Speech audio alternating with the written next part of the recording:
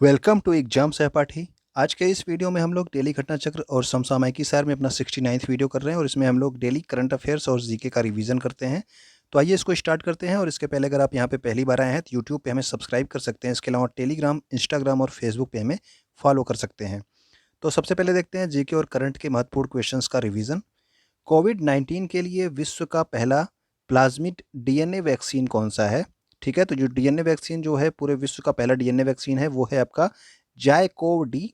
और इसका प्रयोग जो है सर्वप्रथम किस देश में किया गया? तो भारत देश में किया गया है। ठीक है ना? तो ये भी आप याद रखेंगे कि विश्व का पहला कोविड-19 के लिए जो डीएनए वैक्सीन है उसका नाम क्या है? जायकोव डी। और ये अभी हाल ही के एक एग्जाम में पूछा भी जा चुका है, तो याद रखेंगे आप इसे। किस कंपनी ने इसे निर्मित किया है? तो जायडस कैडिला कंपनी के द्वारा निर्मित किया गया है। ओके। बाबा भीमराव अंबेडकर की 70 फीट ऊंची प्रतिमा स्टैचू ऑफ नॉलेज का अनावरण हाल ही में कहाँ पर किया गया? तो इस साल जो है आपका दो स्टैचू ऑफ समथिंग का अनावरण किया गया, यानी कि स्टैचू ऑफ नॉलेज आपका हुआ कहाँ पे? तो ये आपके लातूर महाराष्ट्र में। इसके अलावा स्टैचू ऑफ इक्वेलिटी जो है ये कहाँ पे स्थापित की गई थी वो आप लोग कमेंट करके बताएंगे। ओके। रामानुजाचार्य की उसमें मूर्ति स्थापित की गई थी। इसमें बाबा भीमराव अंबेडकर की कितनी ऊंची प्रतिमा है? तो 70 फीट ऊंची प्रतिमा है। ओके। नेक्स्ट हमारा है फरवरी 2022 में सरकार द्वारा भूमि और अन्य प्रमुख संपत्तियों का मुद्रीकरण करने के लिए किस निगम की स्थापना की गई? तो फरवरी में आपके भूमि और अन्य प्रमुख संपत्तियों का मुद्रीकरण करने के लिए राष्ट्रीय भूमि मुद्रीकरण निगम की स्थापना की गई। ठीक है, यानी कि नेशनल लैंड मोनेटाइजेशन कॉर्पोरेशन की स्थापना सरकार के द्वारा की गई है। विश्व की सबसे बड़ी प्रवाल भित्ति ग्रेट बैरियर रीफ किस देश में स्थित है? तो ये आपके ऑस्ट्रेलिया देश में स्थित है ग्रेट बैरियर रीफ। नेक्स्ट देखते हैं, हाल ही में विकलांग लोगों को प्रासंगिक कौशल हासिल करने और नौकरी खोजने में मदद करने के लिए आईआईटी हैदराबाद ने एक पोर्टल लॉन्च किया है जिसका नाम क्या है? स्वराज बिल्टी पोर्टल। और इसका मुख्य उद्देश्य क्या है कि जो विकलांग लोग हैं उनके लिए कौशल प्राप्त करना और उनको नौकरी खोजने में मदद करने के लिए इस पोर्टल को बनाया गया है। स्वराज बिल्टी पोर्टल किसने बनाया है? तो ये बनाया है आईआईटी हैदराबाद ने। हाल ही में देश की पहली स्पोर्ट्स यूनिकॉर्न कंपनी कौन सी बन गई है? तो पहली स्पोर्ट्स यूनिकॉर्न कंपनी जो बनी है वो है आपकी चेन्नई सुपर किंग्स। ठीक है। World game athlete of the year 2021 का अवार्ड किसे दिया गया? तो world game athlete of the year काफ़ी इंपॉर्टेंट पुरस्कार होता है और ये इस बार दिया गया है पीआर श्रीजेश को, जो कि हॉकी के खिलाड़ी हैं। ठीक है ना? ये हॉकी में क्या है? गोलकीपर हैं भारतीय हॉकी टीम के। हाल ही में युवाओं में देशभक्ति की भावना जगाने के लिए स्मृति वनम वनम नामक एक मंदिर का निर्माण किया गया। तो ये किस राज्य में किया गया है? तो याद रखेंगे आंध्र प्रदेश में स्मृति वनम का निर्माण किया गया है। ठीक है ना? स्मृति वनम एक नामक का एक मंदिर बनाया गया है और ये किस लिए है? तो देश में युवाओं में देशभक्ति की भावना जागृत करने के लिए। ठीक है ना? नेक्स्ट हमारा है दुनिया का तीसरा सबसे बड़ा क्रिकेट स्टेडियम, इसका निर्माण कहाँ करने के लिए कहाँ पर आधारशिला अभी हाल ही में रखी गई? तो ये आपके जयपुर में, जो कि राजस्थान के सीएम और बीसीसीआई के अध्यक्ष सौरभ गांगुली ने इसका जो है उद्घाटन किया है। उद्घाटन नहीं किया, मतलब इसके लिए आधारशिला रखी है, इसको बनाना स्टार्ट किया जा रहा है। ओके। नेक्स्ट हमारा है फरवरी 2022 में लेखा महानियंत्रक यानी कि controller general of account, CGA इसको बोलते हैं हम। तो सीजीए किसे नियुक्त किया गया फरवरी 2022 में? तो ये नियुक्त किया गया सोनाली सिंह को। लेकिन अगर आपसे पूछा जाए कि वर्तमान में भारत के लेखा महानियंत्रक और परीक्षक यानी कि कंट्रोलर एंड ऑडिटर जनरल, ठीक है ना, तो ये सीएजी होता है पद। ये कौन है? तो ये आपके गिरीश चंद्र मुर्मू है। ठीक है ना? सीएजी आपके अनुच्छेद 148 में इसका प्रावधान दिया गया है संविधान में, सीएजी का। सीजीए का प्रावधान आपके संविधान में नहीं है। ठीक है ना? तो ये सीएजी और सीजीए दोनों आप याद रखेंगे। भारत सरकार ने मध्य प्रदेश के 3 स्थानों के नाम बदलने की मंजूरी दे दी है। तो कौन कौन से स्थान हैं जिनके नाम बदलने की मंजूरी दी गई है भारत सरकार के द्वारा? तो होशंगाबाद नगर जो पहले था उसका नाम अब क्या होगा? नर्मदापुरम। शिवपुरी जो था उसका नाम क्या होगा? उसका नाम होगा कुंडेश्वर धाम। और बाबई जो जगह का नाम था उसका नाम क्या रखा जाएगा? तो माखन नगर। तो इंपॉर्टेंट आपका होशंगाबाद होशंगाबाद नगर है, तो इसको याद रखेंगे आप लोग, नर्मदापुरम इसका नाम कर दिया गया है। ठीक है। नेक्स्ट हमारा है हाल ही में लद्दाख ने किसे अपना राजकीय पशु घोषित किया है? तो लद्दाख का राजकीय पशु क्या है जो अभी हाल ही में घोषित किया गया? तो ये आपके करंट का क्वेश्चन भी है। तो ये आपका हिम तेंदुआ है, जो कि आपका स्नो लिपर्ड जो होता है, इसे लद्दाख ने अपना राजकीय पशु बनाया है। भारत ने आईसीसी अंडर 19 विश्व कप 2022 में किसे हरा करके 5वीं बार यह खिताब जीता है? तो जो अंडर 19 विश्व कप होता है, पुरुषों की जो अंडर 19 विश्व कप होती है, इसमें भारत जो है अभी हाल ही में जो 2022 वाली हुई है, इसमें भारत ने जीता है इंग्लैंड को हरा करके। और ये किस बार आपका ये खिताब जीता है भारत ने, तो 5वीं बार भारत ने अंडर 19 विश्व कप का खिताब जीता है। हाल ही में भारत की प्रसिद्ध गायिका लता मंगेशकर का 92 वर्ष की आयु में निधन हो गया। इन्हें भारत रत्न कब प्रदान किया गया था, तो इन्हें भारत रत्न प्रदान किया गया था सन 2001 में। स्थानीय स्वशासन के जनक किसे कहते हैं, तो स्थानीय स्वशासन का जनक जो है ये लॉर्ड रिपन को कहा जाता है। त्रिस्तरीय पंचायती राज व्यवस्था किस समिति की सिफारिश पर लागू हुई थी, तो ये सारे इंपॉर्टेंट क्वेश्चन होते हैं आपके। बलवंत राय मेहता समिति, ठीक है, इनकी सिफारिश पर त्रिस्तरीय पंचायती राज व्यवस्था की जो है स्थापना की गई। भारत में पहली बार त्रिस्तरीय पंचायती राज व्यवस्था का प्रारंभ कहाँ से किया गया, तो 2 अक्टूबर 1959 को ये आपके राजस्थान के नागौर जिले से प्रारंभ किया गया, ठीक है ना। तो पंचायती राज व्यवस्था सबसे पहले कहाँ से स्टार्ट हुई, राजस्थान के नागौर जिले से 2 अक्टूबर 1959 को। और पंचायती राज व्यवस्था से संबंधित कौन सी अनुसूची है, तो पंचायती राज से संबंधित जो प्रावधान है ये आपकी 11वीं अनुसूची में रखे गए हैं, जिसमें कुल कितने विषय हैं, तो 29 विषय हैं, ठीक है ना। 29 विषय हैं और 11वीं अनुसूची है इनकी। किस संविधान संशोधन के द्वारा पंचायती राज व्यवस्था का प्रावधान संविधान में किया गया था, तो कौन सा संविधान संशोधन था, वो 73वां संविधान संशोधन, और ये आया था 1992 में। लेकिन ये 73वां संविधान संशोधन लागू कब से हुआ, तो लागू हुआ था 24 अप्रैल 1993 में, ठीक है ना। तो ये जो अधिनियम आया था ये 1900 मतलब ये संविधान संशोधन जो हुआ था 1992 में किया गया था, लेकिन ये लागू कब हुआ, तो 24 अप्रैल 1993 से। इसीलिए प्रतिवर्ष पंचायती राज दिवस कब मनाया जाता है, तो 24 अप्रैल को ही मनाया जाता है, ठीक है ना। नेक्स्ट हमारा है विक्रम साराभाई अंतरिक्ष केंद्र के वर्तमान निदेशक किसे बनाया गया है, तो विक्रम साराभाई अंतरिक्ष केंद्र के वर्तमान निदेशक है उन्नी कृष्णन नैयर। विक्रम साराभाई अंतरिक्ष केंद्र का मुख्यालय कहाँ पे है, तो ये है आपके तिरुवनंतपुरम केरल में।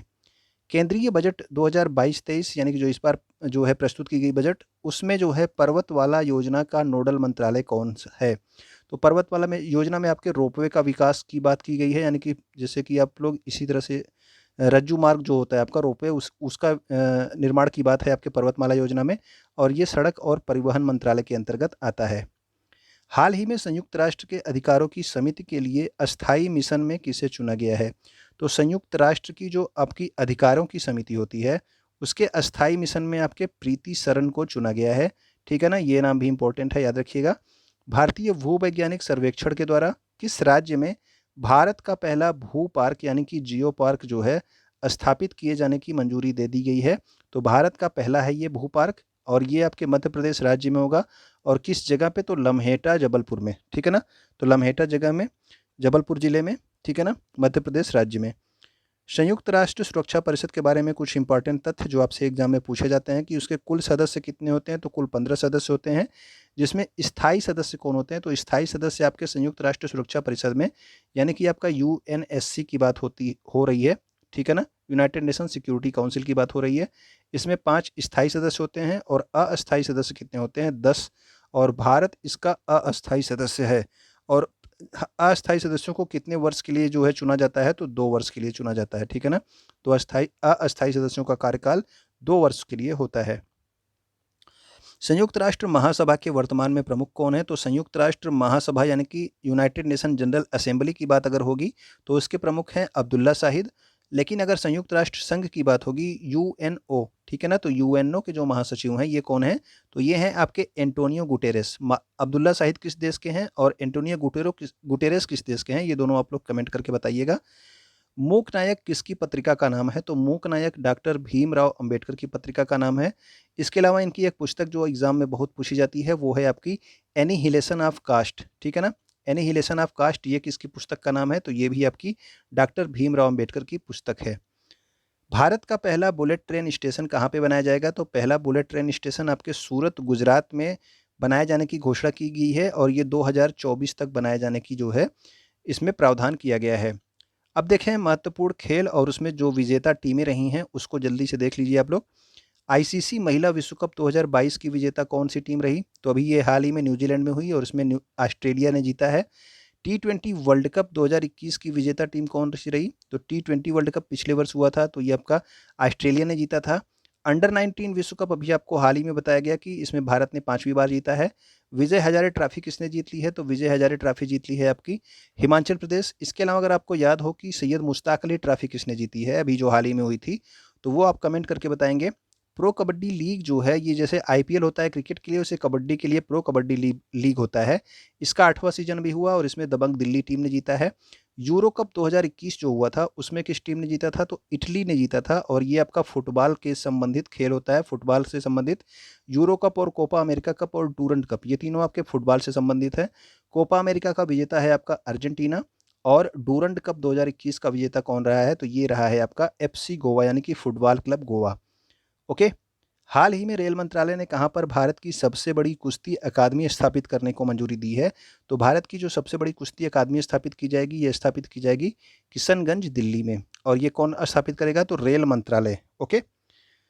गांजे की खेती पर रोक लगाने के लिए किस राज्य पुलिस ने ऑपरेशन परिवर्तन प्रारंभ किया है? तो ऑपरेशन परिवर्तन गांजे की खेती पर रोक लगाने के लिए आंध्र प्रदेश की राज्य पुलिस के द्वारा प्रारंभ किया गया है। भारत का सबसे नवीनतम मंत्रालय कौन सा बनाया गया है? तो अभी ये हाल ही में ये मंत्रालय बनाया गया था जिसका नाम क्या था? सहकारिता मंत्रालय। और इसके जो प्रथम सहकारिता मंत्री बनाए गए हैं वो बनाए गए हैं अमित शाह। गठन कब किया गया था इसका? 2021 में।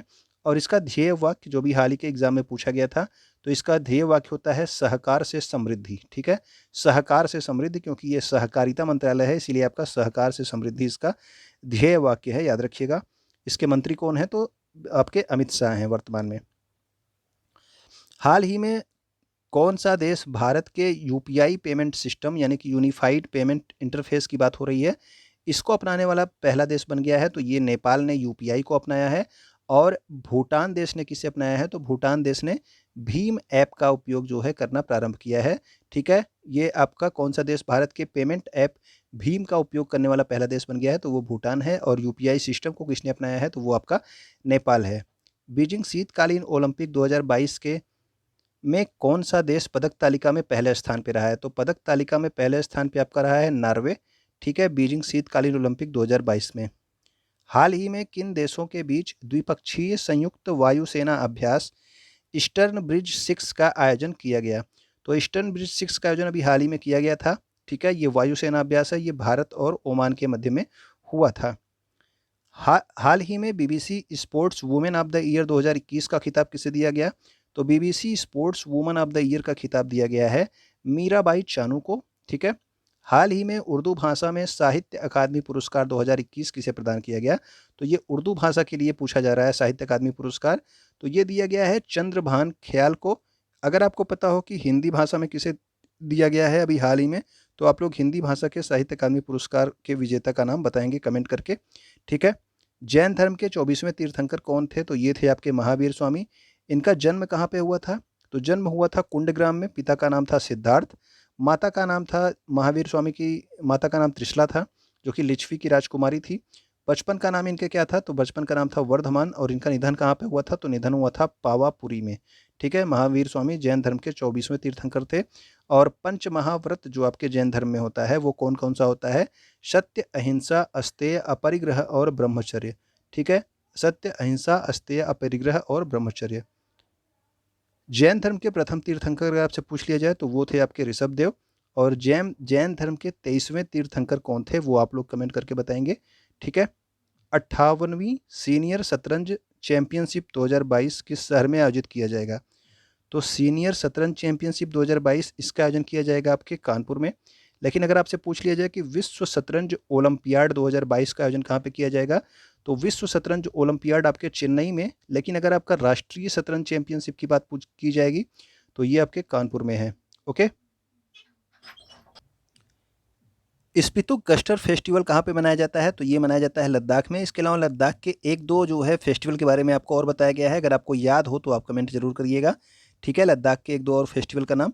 मेदराम यात्रा जो है मेला कहाँ पे होता है? तो ये होता है तेलंगाना में। इसके अलावा धानु यात्रा कहाँ पे होता है? तो वो होता है आपके ओडिशा में। ठीक है ना। और डोल यात्रा कहाँ होता है? तो डोल यात्रा पश्चिम बंगाल में। मानव अंतरिक्ष उड़ान का अंतर्राष्ट्रीय दिवस कब होता है? तो ये आपके 12 अप्रैल को मनाया जाता है, क्योंकि 12 अप्रैल 1961 को आपके रूस से जो है आपका यूरी गागरिन जो है कहाँ पे गए थे? अंतरिक्ष की यात्रा पे गए थे। ठीक है। नेक्स्ट हमारा है 15 अप्रैल 2022 का महत्वपूर्ण करंट अफेयर्स को देखते हैं हम लोग यहाँ पे। 14 अप्रैल 2022 को प्रधानमंत्री नरेंद्र मोदी ने कहाँ पर प्रधानमंत्री संग्रहालय यानी कि पीएम्स म्यूजियम का उद्घाटन किया है। तो पीएम्स म्यूजियम में देश के जितने भी आपके प्रधानमंत्री हुए हैं सबके बारे में जो है आपको यहाँ पे जानकारी मिलेगी। ये आपके नई दिल्ली में इसका उद्घाटन किया गया है प्रधानमंत्री संग्रहालय का। किस देश ने FIH जूनियर महिला हॉकी विश्व कप 2021 का खिताब जीता है। तो ये जूनियर महिला हॉकी की बात हो रही है, ठीक है ना। जूनियर महिला हॉकी विश्व कप 2021 और इसका खिताब जीता है नीदरलैंड। और इसका उप विजेता कौन है। तो उप विजेता है आपका जर्मनी, ठीक है ना। नीदरलैंड ने इसको जीता है FIH जूनियर महिला हॉकी विश्व कप और इसका विजेता कौन है। तो ये आपके जर्मनी था। सहकारिता मंत्रालय द्वारा कहाँ पर सहकारिता नीति पर राष्ट्रीय सम्मेलन, अंतर्राष्ट्रीय नहीं राष्ट्रीय सम्मेलन का आयोजन किया गया। तो सहकारिता मंत्री कौन है अभी आपको बताया गया था, आप कमेंट करके बताएंगे सहकारिता मंत्री वर्तमान में कौन है, ठीक है। तो इसका आयोजन जो है नई दिल्ली में किया गया है सहकारिता मंत्रालय द्वारा सहकारिता नीति पर राष्ट्रीय सम्मेलन। हाल ही में किसे वर्ष 2021 के लिए EY entrepreneur of the year चुना गया है। तो EY entrepreneur of the year चुना गया है फाल्गुनी नायर को। और फाल्गुनी नायर एक जो है आपके ब्यूटी कंपनी है जिसका नाम क्या है, नायका, ठीक है ना, इसकी फाउंडर हैं, ठीक। साल 2022 में महावीर जयंती कब मनाई गई है। तो साल 2022 में महावीर जयंती मनाई गई है बाबा साहब भीमराव अम्बेडकर के जन्म दिवस पर, जो कि आपके कब होता है, 14 अप्रैल को, ठीक। कहाँ पर एकीकृत फायर पावर अभ्यास कृपाण शक्ति का आयोजन किया गया। तो कृपाण शक्ति की बात हो रही है। कृपाण शक्ति की आयोजन जो है ये किया गया आपके सिलीगुड़ी पश्चिम बंगाल में, ठीक है। एकीकृत फायर पावर अभ्यास कृपाण शक्ति सिलीगुड़ी पश्चिम बंगाल में आयोजित की गई। हाल ही में किस राज्य में दुर्लभ प्रजाति की पॉम किंग तितली जो है देखी गई है। तो पॉम किंग तितली कहाँ पे देखी गई है। तो ये देखी गई है तमिलनाडु में। अप्रैल 2022 में भारत संयुक्त राष्ट्र आर्थिक और सामाजिक परिषद के कितने प्रमुख निकायों के लिए चुना गया है। तो संयुक्त राष्ट्र में आर्थिक और सामाजिक परिषद जो निकाय है इसमें 4 निकायों के लिए भारत जो है चुना गया है। ओके, अब देखते हैं, अब जो है आपका आपने यहाँ तक अगर देखा होगा तो आप कमेंट करके बताएंगे कि आपको वीडियो अच्छा लगा या नहीं। और वीडियो को आप क्या करेंगे, अपने दोस्तों तक शेयर कर देंगे जो कि जो है आपका तैयारी कर रहे हैं कोई भी एग्ज़ाम की। वीडियो को लाइक कर दीजिएगा। वीडियो को देखने के लिए आपका बहुत बहुत धन्यवाद।